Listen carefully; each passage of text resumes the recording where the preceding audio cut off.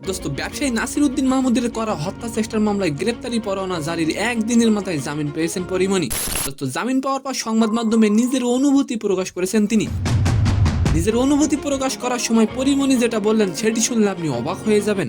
Second নিউজটি থাকবে দোস্ত বিপিএল 2025 একেবারে শেষ পর্যায়ে।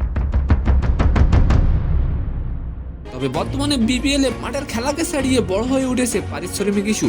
দোস্ত আর এবার এই বিষয়ে মুখ খুললেন ডেভিড মালান।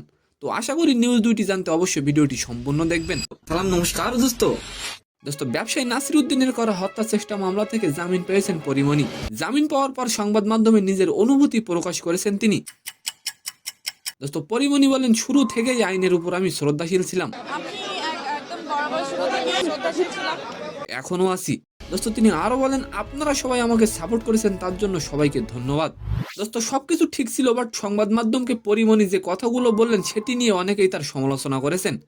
পরিমণিকে নিয়ে আপনি অবশ্যই একটি কমেন্ট করে যাবেন। নিজের কাজ প্রসঙ্গে পরিমণি বলেন, কোনো গোষ্ঠী যদি আমার কাজে বাধা তৈরি করে তাহলে আমার কিছু বলার নেই, তবে আমি তখনও আবার বলবো।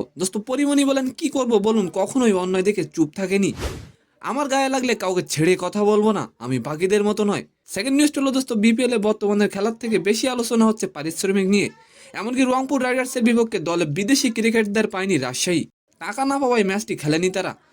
এই অবস্থা থেকে বের হয়ে আসার একটি সহজ সমাধান দিয়েছেন বরিশালের ডেভিড মালান।